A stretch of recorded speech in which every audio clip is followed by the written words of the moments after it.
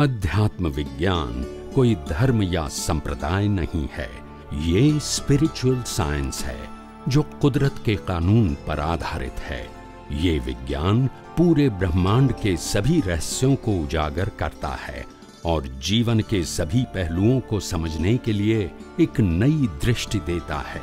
इसी को art of vision कहते हैं, दुनिया को देखने की एक नई दृष्टि, जो अध्यात्म विज्ञानी परम पूज्य स्वामी श्री कमलेशानंद जी के निर्देशन में सनातन सत्य का अनुसंधान कर हमारे जीवन को प्रकाशित करे।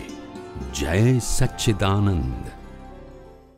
स्वामी जी, आपकी बहुत उपलब्धियां हैं जो YouTube पर सुनी जाती है और बहुत से जितने सोशल मीडिया पे सुनी जाती है।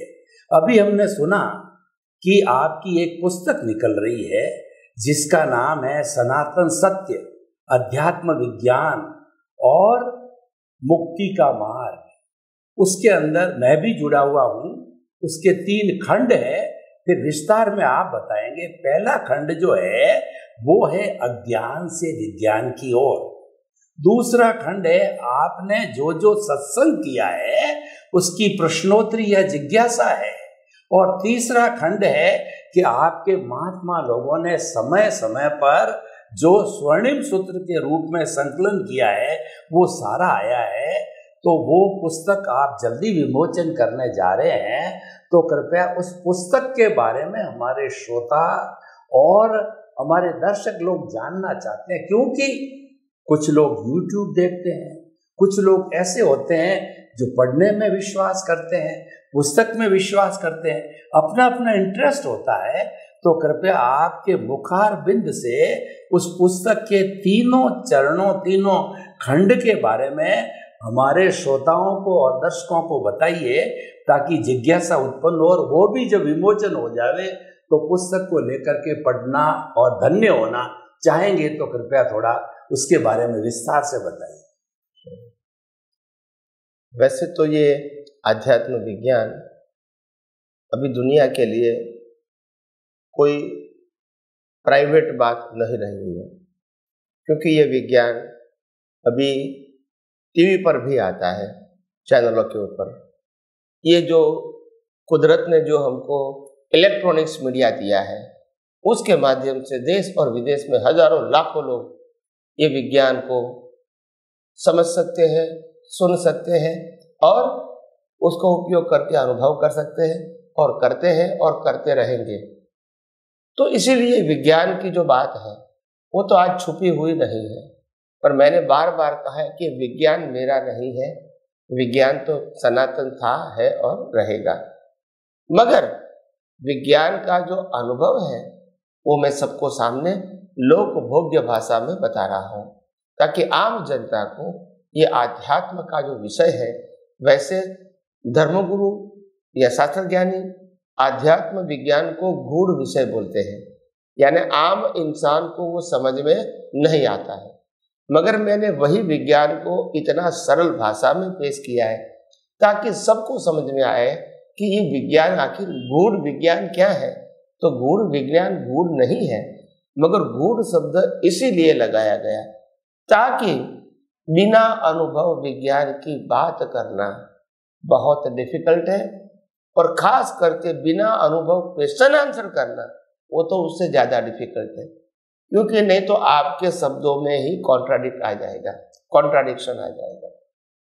तो इसीलिए अभी तक ये गूढ़ विज्ञान जो गूढ़ था वो सरल भाषा में प्रकाशित हुआ, सरल भाषा में लोगों को मिलता है, क्योंकि अनुभवी पुरुष के मुखार बिंद से निकलता है। और अनुभवी पुरुष को ये दर्शन के रूप में है, नॉलेज के रूप में नहीं है और मेमोरी के रूप में नहीं है।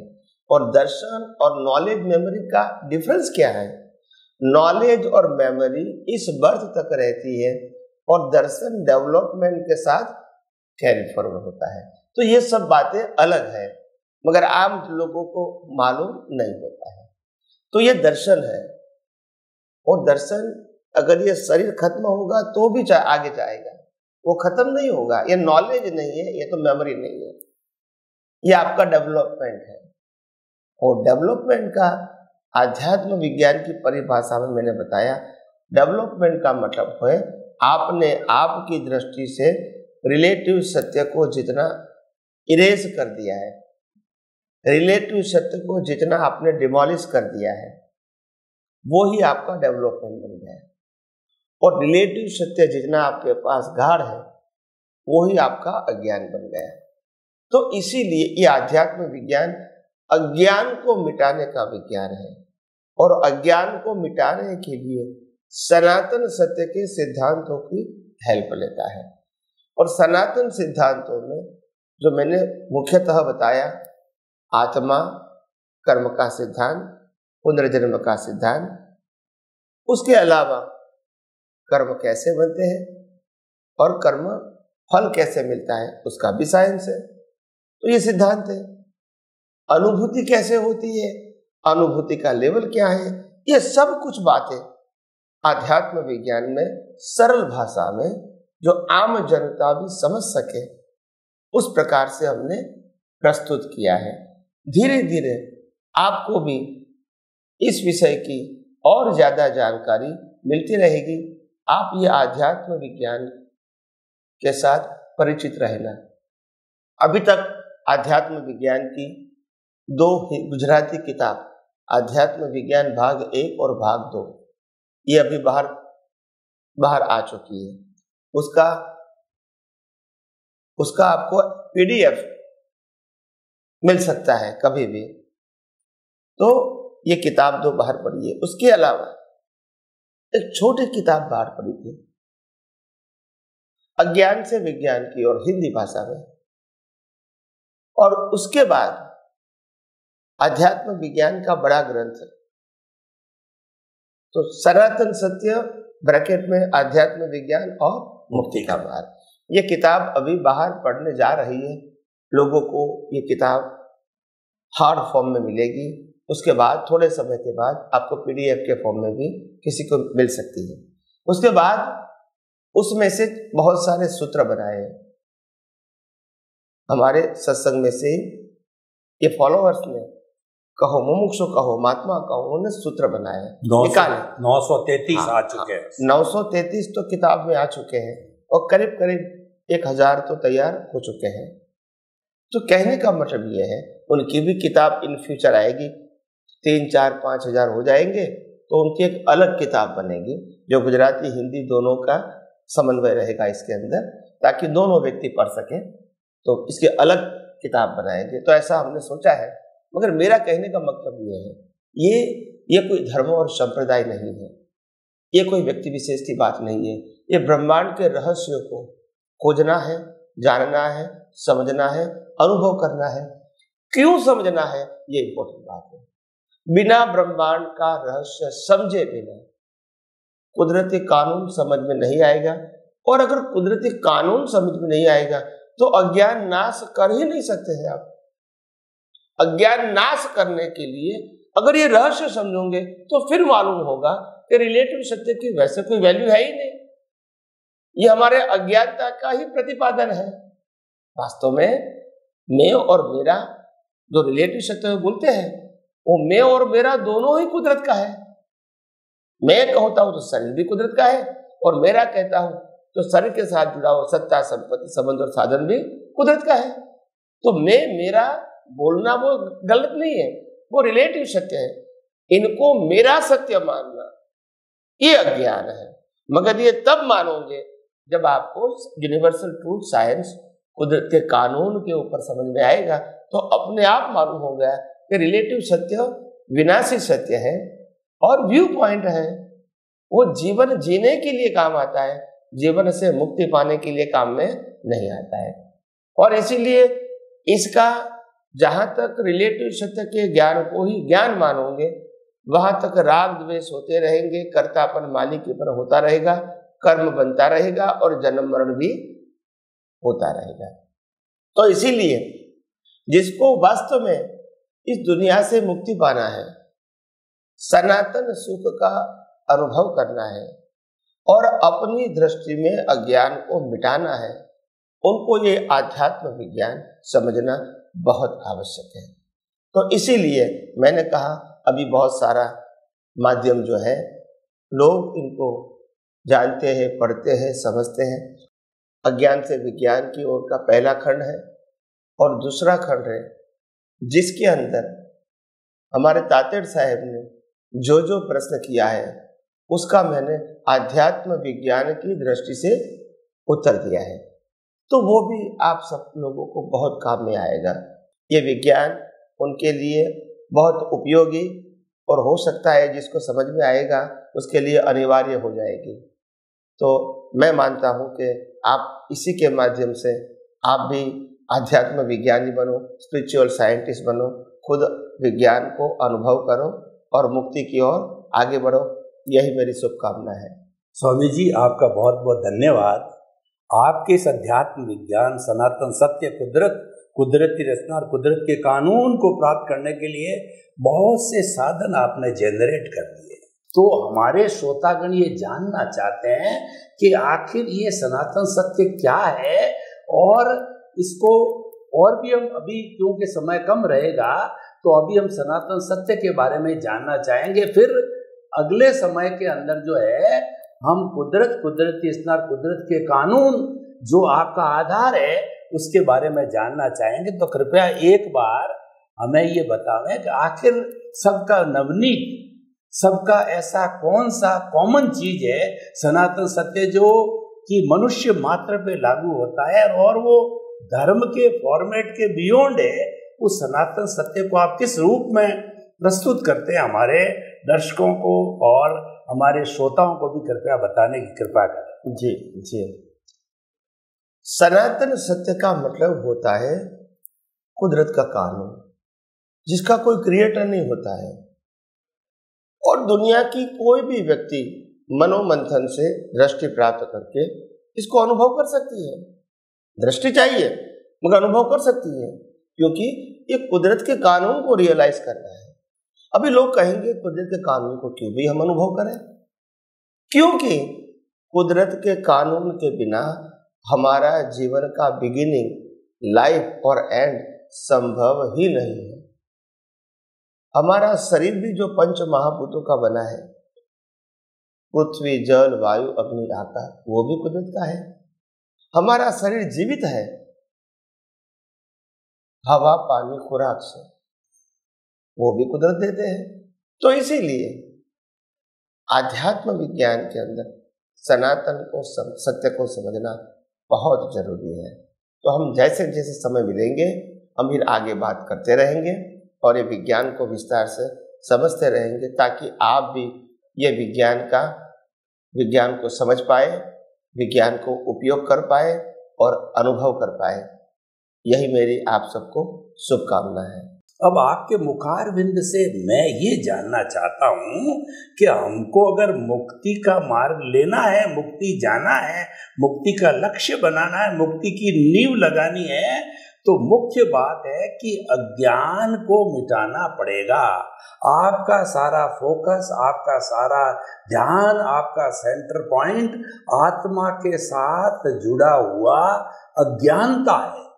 तो मैं सबसे पहले हमारे जो श्रोतागण हैं ये जानना चाहेंगे कि वास्तव में अज्ञान है क्या है, क्योंकि जब हम उस अज्ञान को नहीं पहचानेंगे तो किस तरीके से उस अज्ञान को समाप्त करेंगे। तो कृपया ये बताइए कि वास्तव में अज्ञान क्या है जो हमारी आत्मा के साथ जुड़ा हुआ है, जो कि कर्म बंधन के रूप के अंदर मुक्ति में जाने के लिए रोक रखा है। तो अज्ञान को थोड़ा खोल के बताइए।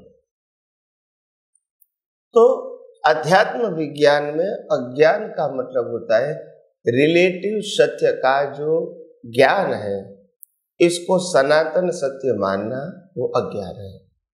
रिलेटिव सत्य को मुक्ति का मार्ग मानना वो अज्ञान है। रिलेटिव सत्य को आत्मा की अनुभूति का मार्ग मानना वो अज्ञान है। मगर यही रिलेटिव सत्य से पाप पुण्य प्राप्त करके देवलोक, नरकलोक, पशुलोक और मनुष्यलोक में घूम सकते हैं। क्योंकि अज्ञान क्यों बताया? क्योंकि ये सब जुड़ा था, है और रहेगा, और हम मानते हैं मेरा है। कुदरत हमको करवाती है, और हम कहते हैं मैं करता हूं, बस यही तो अज्ञान है। हमारा पूरा जीवन जन्म से मौत तक कुदरती रचना ही है, ऑटो मोड है, हमारा कोई कंट्रोल नहीं है। जन्म के साथ माता पिता मिलता है, कोई पसंद की नहीं, भाई बहन मिलता है, कोई पसंद की नहीं, रहने का घर और धर्म मिलता है, कोई पसंद की नहीं, मृत्यु होती है तो भी कोई पसंद की नहीं है। और जन्म और मृत्यु के बीच जो हमारा लाइफ है, जो मन वचन काया से चलता है, वहां भी चॉइस नहीं है। जो भी संजोग आता है हम इसको सफरिंग बोलते हैं, सफर करते हैं। हमारे पास चॉइस नहीं है कि बुरे संजोग नहीं आए और अच्छे ही आए, और अच्छे आते तो भी टिके रहे, खत्म नहीं हुए, ऐसा नहीं होता है। ये चलता रहता है पाप पुण्य का हिसाब। तो इसीलिए मगर ये सब संजोग कुदरत ही देते हैं, मगर हम मानते हैं मैंने किया, उसने किया, ये लोगों ने किया, तो फिर रागद्वेष होता है। और ये मेरा है, तेरा है, ये उसका है, तो रागद्वेष होता है।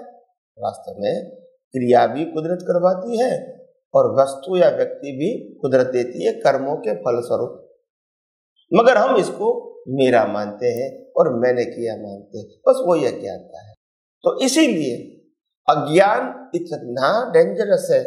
आम जनता अज्ञान को समझती ही नहीं है, क्योंकि जब आप फॉर्मेट को फॉलो करेंगे पुरुषार्थ के रूप में, जब आप रिलेटिव सत्य रूपी संसार को, सामाजिक लाइफ को आप मुक्ति का मार्ग बताओगे या जीवन जीने का रास्ता मानोगे, तो फिर राग द्वेष तो होंगे ही, क्योंकि आपकी मान्यता के मुताबिक न सामाजिक संजोग आते हैं न धार्मिक संजोग आते हैं।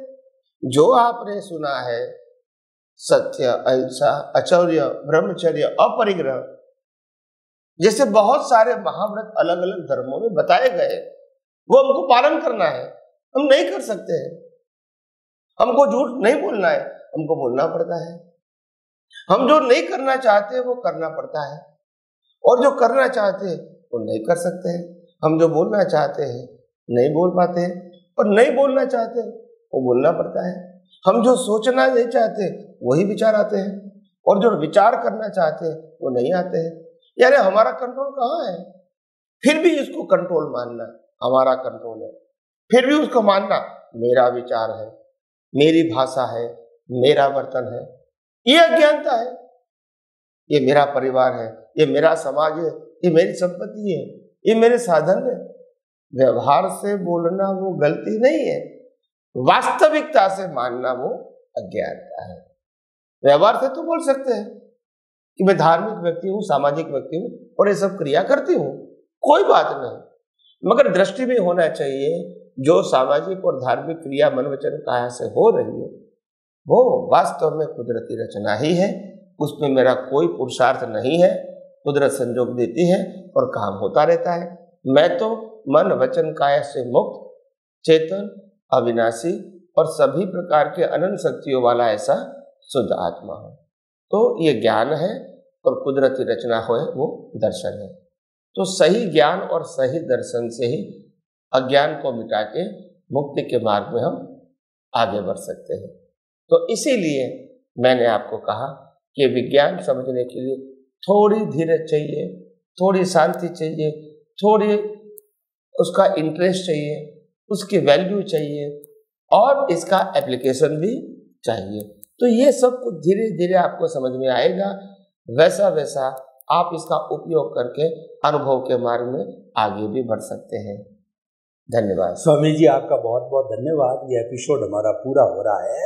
आपने अज्ञान के बारे में खुलासा किया और प्राय लोग तो अज्ञान की परिभाषा तक नहीं जानते हैं। अगले एपिसोड के अंदर हम अज्ञान से विज्ञान या ज्ञान की ओर कैसे बढ़ेंगे उसके बारे में दर्शकगण श्रोतागण आपको बताएंगे। तब तक आप जो है पूरा दत्त चित्त होकर के अनुभव वाणी को सुनते रहें।